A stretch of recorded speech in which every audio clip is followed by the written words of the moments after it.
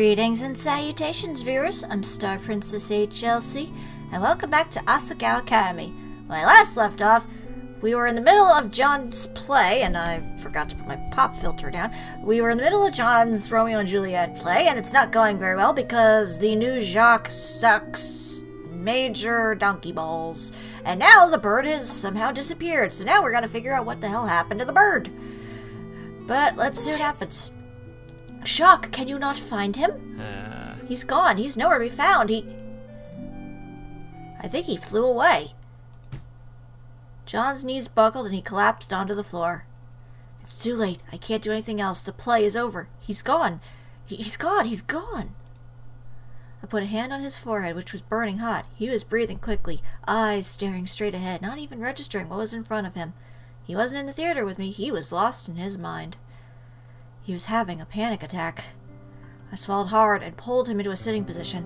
When I had a panic attack back home, my dad always helped me calm down. I pulled John's head to my chest, stroking his hair. Hey, you're all right. You're safe. You're backstage in the theater at Asagao. You're wearing your Romeo costume, and I am dressed as a tree. It's hot back here. The floor is rough underneath you. Let's just describe our surroundings. This will make everything better. The people here at the play care about you and want you to be happy. Your friends love you and want you to be happy. I love you and want you to be happy. John's breathing started to slow, and he clutched my arms. Also, I am dressed as a tree. That is a thing. Are you trying to be funny? It's not working. Oh, okay, it did work. John let out a light chuckle, mopping sweat off his brow. He sat up, clearly still a bit shaken, but much better than before. He took my hand and smiled. Thank you, Hana. I nodded and pulled him into a hug, which is even more awkward considering I'm a tree. I miss old Jacques. Jacques would have been able to do the play. Jacques wouldn't have let me strain myself. Jacques would have cared about my well-being, and he would have been able to calm me down, and... John took a deep, shaky breath. Just as the realization struck me so hard, I felt like I'd been slapped in the face. John hadn't been able to grieve. Between the play, the tournament, and school, John never had time to actually feel and mourn his best friend's passing. Instead, he and I instantly found a replacement. A replacement that only cemented how much he lost in the first place. This was partially my fault. What should I do? Well, be real with him, I guess. No. John, listen. I swallowed. I hated being the bearer of bad news. Jacques is gone. There's no getting him back.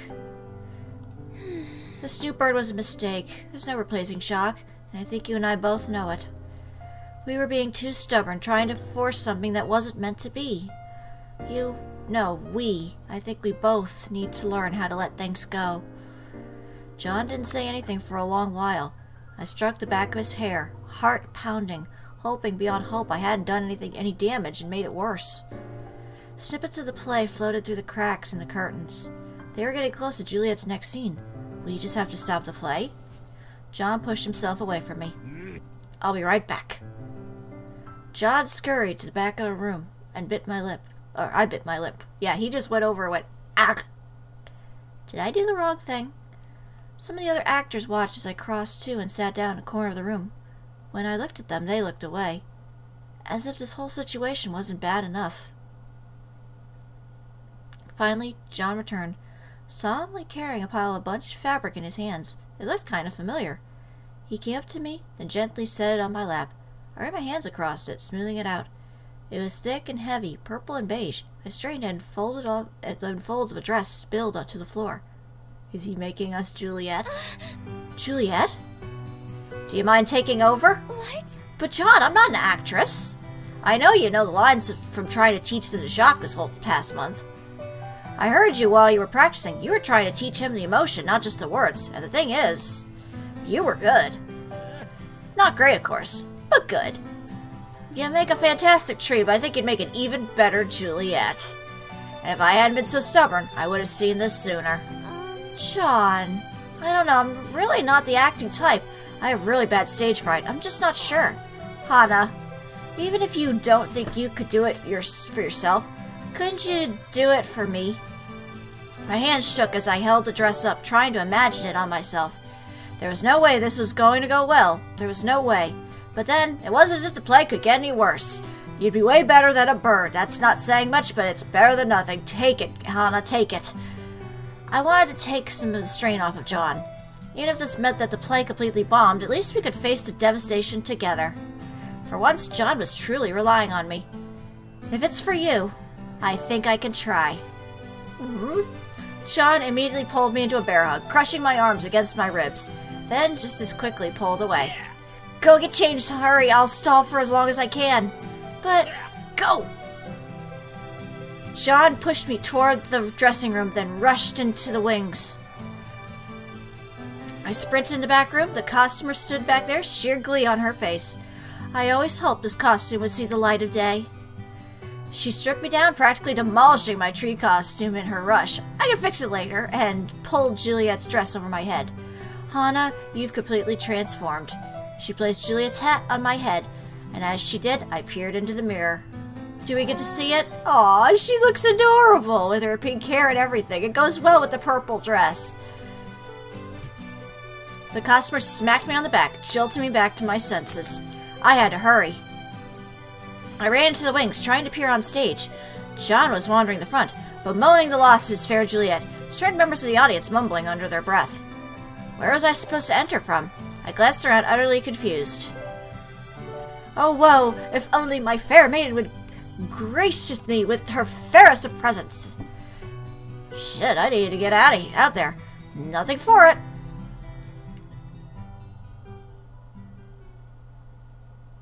I emerged as graceful as I could, head bowed under the harsh lights.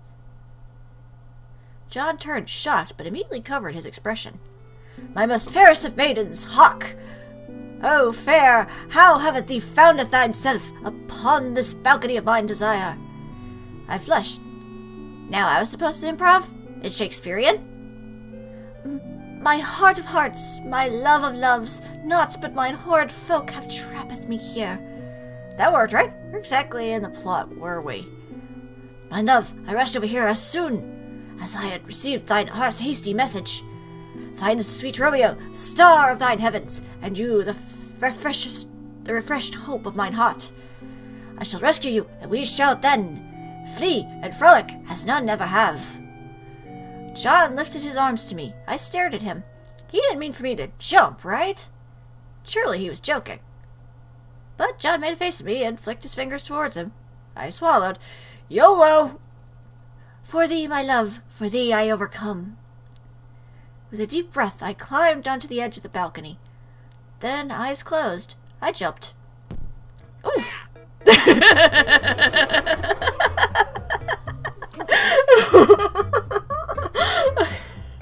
It was just an itty-bitty little sound effect of him yelling, but it got me. I collapsed right on top of him, and John fell to the floor. Hearing John grunt, I rolled off and away from him, ending up against a fake bush and knocking it down. I wheezed, desperately trying to catch my breath as John crawled over to me. Hana, are you okay? Irk! Hana? The play. Oh, how oft when men are at the point of death have they been merry, which their keepers call a lightning before death. Oh, how may I call this a lightning? Oh, my love, my wife, death that hath sucked the honey of thy breath, hath had no power yet upon thy beauty. John immediately launched into Romeo's Death of Juliet speech, and I closed my eyes doing the best impersonation of a dead person that I could muster. Wasn't hard, given the circumstances. And lips so you, the doors of breath sealed with a righteous kiss, a dateless bargain to engrossing death. John turned toward me, eyes lit with determination. Oh no, I forgot all about this part. He placed his arms on either side of me, his face coming closer and closer.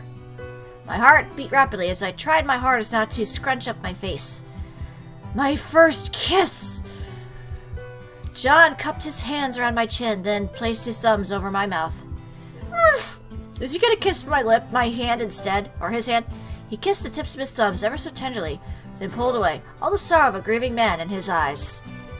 Thus with a kiss, I die. John collapsed next to me, hand in mine. The actors playing our families rushed out on stage. John and I giggled quietly. That went well. Better than expected. You were right, Hana. A human Juliet was 1,000,000 times better. A little less awkward in the kissing department, I'd say. I mean, the bird doesn't have lips. Not the least of all because I think I finally understood how Romeo felt about her. John. I mean, you almost killed me. John. Just kidding. John grinned, nudging me in the ribs. Shh. Quit improv, you're supposed to be dead. In the end, the play was a success, well, comparatively. People praised the action-packed twist at the end, seeing the entire play as a strange avant-garde performance. Yeah, maybe it's like with the producers. They expected Springtime for Hitler to bomb, but nope, it was a satirical masterpiece. Juliet was a bird because she was treated as a subhuman until she was finally able to exercise her free will or something. Under this artsy pretense, we were given the benefit of the doubt and allowed to continue with the play. I like that idea. That's an interesting idea. Symbolism! Oh wait, no. Film Brain does it. Symbolism! Or something like that. I don't know. It's been a while since I've watched Channel Awesome stuff. Whatever. People complimented me on a job well done, though they didn't necessarily mean my performance. People did say my death was pretty convincing, though. Well, at least you didn't, you know, corpse. That's an actual term for when you giggle on camera or on stage. When you basically lose your composure. It's called corpsing. So I made a funny, and you probably didn't even realize it. Or you probably did, and I'm just being stupid. Either way. As we hung up our costumes, John and I joked to ourselves about the new Jacques' mysterious disappearance. I think he flew to the Bahamas, or maybe returned to that creepy shopkeeper. I'm just glad he's out of our lives now. He was nothing but trouble. Are you sure he's not hurt, though? Are you kidding me? That bird is even more stubborn than I am. He's got a survival instinct surpassing the fiercest lion of the savannah. He'll be fine. And then we see him get dragged off by a hawk in the background, like, never mind. Like that one little video with the baby bunny. You release the baby bunny. Oh, he's free. Oh, hawk got him. Damn it. Honestly, it was better that he was gone. He would be happier that way. John said that I would play Juliet from now on, and that we could practice whenever we liked, though I wasn't too keen on that idea. Overall, as we headed to our dorms to practice like crazy before the tournament, I was happier than I'd been in a long, long time. Maybe there was something to this acting thing after all. Well, if you pretend to be dead, then you're set. Just don't giggle. Don't corpse in the middle of your death sequence. I woke the next morning feeling like an entirely new person. I grabbed my uniform, laying it flat against my chest and glancing into the mirror. It is I, Hana, an actress. I giggled quietly to myself. My groan from her bug. Stop with the cutesy girly stuff and go to bed. Sorry. I changed into my uniform and dashed out the door. Today was the day of the tournament. Maybe I could turn one into two? Or one went into two? We'll see. I don't know. I mean, my tournament points are not very good. It's at 15. I stepped out into the fresh spring air, taking a deep breath. My event was one of the first ones to go, so I had to be there earlier than most. Plus, it took a little time to get to Higanbata. I set my shoulders and started across the campus. Oh boy. The arcade in which the tournament was being held was much smaller than I expected, and very funky looking. Look at that! It's almost like it's got Tetris in the background. It's kind of weird. But I think we'll save the tournament for the last part for this, because that's going to make or break what's going to happen next. So I think we'll get to that in the next part. But for now, this is StarPrincessHLC saying thank you very much for watching, and have a fond farewell.